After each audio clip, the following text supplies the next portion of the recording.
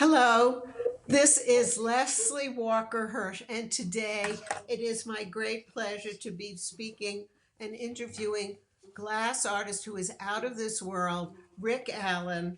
Rik modestly describes himself, and I do say modestly, as a glass artist who lives and works in the Pacific Northwest, primarily working sculpturally in glass and metal. He's dedicated to a love of nature and the outdoors and building and creating objects that are born of those experiences. So here we go, Rik. It's great to talk to you electronically on FaceTime. How are you today? Very good, thank you. It's a dark and typical Pacific Northwest day, so it's good to be talking to the good to be talking to you in the great state of New Mexico. It is sunny here today after a few dark days here, too. Oh yeah.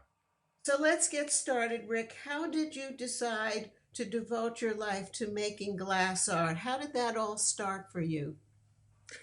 Well, for me, it was somewhat accidental in a way. I met when I was living in Providence after finishing a anthropology degree and doing some ceramic work in Providence.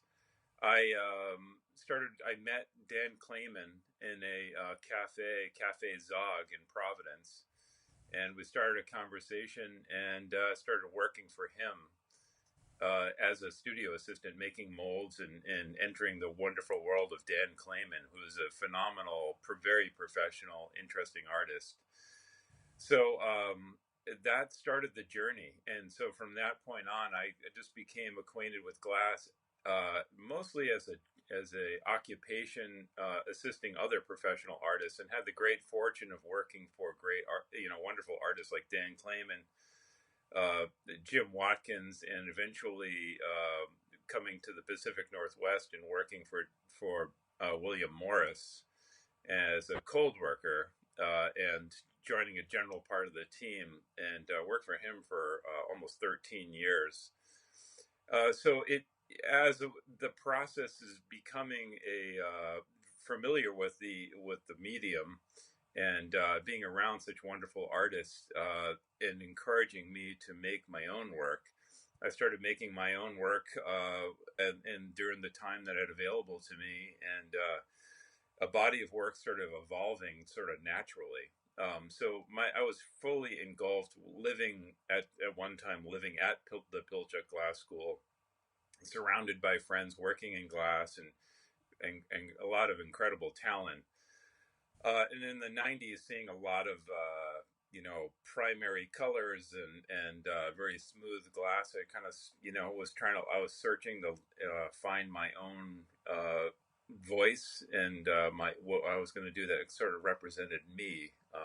And through that, I slowly and maybe accidentally became fully enveloped in the world of glass. So, Rik, how would you describe your own work in glass art? Well, it has changed over the time, and I this is a at having a career in glass for about 30 years now. I still struggle with this question of trying to understand what my relationship is with glass, because obviously I work with glass and metal, and I typically make glass objects that I cover with metal foil and obscure a lot of the glass. But I think that I'm always trying to seek having, I have these ideas that comes to me from being in nature, and just being out and about, being in the garden, being on hikes or on my kayak, and things come to me, and they excite me, and then I want to make those things. And the medium I work in is glass, so it's an access. I have access to it with our own studio here, and a wonderful team of assistants, and my wife Shelley here. I can make these objects and bring them to life, and that's pretty much the primary story of what my work is about. Just thinking about these objects and trying to give some life to them, and a lot of them are about life, even though they are often spaceships. You know, every time I look at one of your pieces, whether it's the one I have in my home or in the gallery at Blue Rain, I think of, I hear the song playing from David Bowie of Ground Control to Major Tom in my head, either that or the theme from Star Trek, one of those. Uh-huh. Um, so is that, where did you get your ideas about how to make space in our own homes with your gorgeous glass? Well, I mean, early on as a kid, I was watching Star Trek reruns, and I was 10 years old when the first Star Wars movie came out. So that became a foundational sort of interest of mine. Myself and my friends would make cardboard and glue and tape objects like tricorders and communicators from Star Trek and try to make little things. Just as kids do. That was the early foundation of that stuff, and that kind of came as that became a possibility of making glass objects. At first, when I was making glass objects, I thought, well, these are fun for me, but maybe people would think these are just too silly or whatnot. And but I loved them as I first started making them, and then discovering silver to put on the outside, it just brought a new life to these objects. And I just, a lot of my brain is in the sort of fantasy sci-fi world a lot of the times, and these are just the objects that come up in my head as I'm thinking about these things. And I thought, why not make them, and why not make them into a body of work? And over time, that's what I end up becoming known for, which was great. At first, I felt a little insecure about that, and maybe like, well, what would people, how would people interpret me and my thing as being with spaceships? But I stopped worrying about that a long time ago, and just and enjoy them for what they are, which I think are I love them still. Well, we love them too, and that's why I wanted to speak with you. So your inspiration has come from Star Trek, but I understand your dad had some role in this, in his work that I heard you talk about. Tell us a little bit about that. Yeah, my father was a kind of lifelong Air Force guy. He was aircraft mechanic when he was when I was younger, and early he was an aircraft mechanic in the Air Force, and then continued working in that world, and was an inspector and did some engineering in the at Pratt and Whitney aircraft and so we'd have these beautiful drawings and gadgets at the house that were very much to me like spacecraft. Like if you look at the layout and the beautiful renderings they would have for these engineering drawings for like a engine of an F-16 fighter, they were very much out. They did not look like anything that was a normal like car engine or anything relatable on this earth. They really looked to me, especially as a kid, as something just amazing. And I thought that was pretty amazing. And to me, my father seemed to be working in the aerospace industry, even though he was. But to me, that was out of this world and out and space technology type of things, and and all that aesthetic kind of sunk in. And I always really wanted to make something that looked like that, even if it didn't actually work. I just thought they were beautiful. So we know your spaceships don't really fly, but we can fly when we look at them.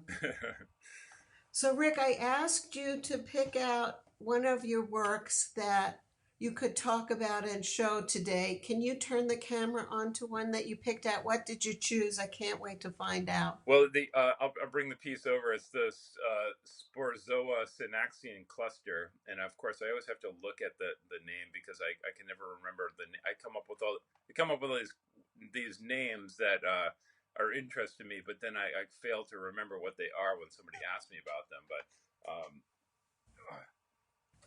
I have this piece here, which is you can probably Great. see that this way. Um, this is this body of work, which is a little bit more of my more recent body of work, is a kind of a reflection of an experience I had. I went out with researchers and as a citizen scientist with the Western Washington University marine biologists, and went out on the water. And I live on the water. I spend a lot of time in the summertime in our boat and year round in kayaks and travel quite a bit. And from that experience, I started drawing, I just found a couple of the drawings from right afterwards. These are I filled sketchbooks with thinking about these things as I learned more about kind of foundational objects, foundational I guess they're what they call phytoplankton, and they are very much primary part of our ecosystem out here. And I found them beautiful and interesting and so important, and been concerned about them and their, decline. So I just wanted to celebrate those, and they almost kind of seemed a little spaceship-like, a Marines type ship. And so these objects I kept drawing, I kept thinking about, and so a lot of the work is sort of segueing from kind of space to sea and sea creatures, and thinking about these as having their life and intelligence to themselves all on their own. And so that's what this piece is, and a lot of the pieces here, which they like this one, is covered in silver, but the inside I often put a little splash of color toward the back, and the back is it with the silver on the inside reflects that color back, so it brings a little bit of life to the front of the piece and illuminates through little windows and whatnot. And for me, that's a sign of life or energy or heat or some kind of life force of nucleus of some kind. So I think we're going from outer space, the upper reaches of space, down below to the lowest reaches of the below the water. I'm going to have to think about Sea Hunt when I see your new works Yes, instead of Star Trek. that's right. I think that's fair. So, Rik, if one of the viewers of this video wanted to know more about your work or see more images of your work, how would they go about that? Well, especially in New Mexico, Blue Rain Gallery has a nice collection of work, and most of the newest body of work. They've been a great representation of mine for many years, and so that would be where I would send them straight away. And that would be a great experience to see them. And also, Blue Rain is such a lovely gallery to be in. It is. So, And Rik, staffed with a thank great you. Oops. people. So, thank you so much for taking time away to spend with the viewers of the Glass Alliance newsletter. I know they're going to be looking for your work at Blue Rain. And do you have a website? I do. Actually, we're just about to launch a brand new updated website at the beginning of the year. So it's my name, rikallen.com, RIKALLEN.com.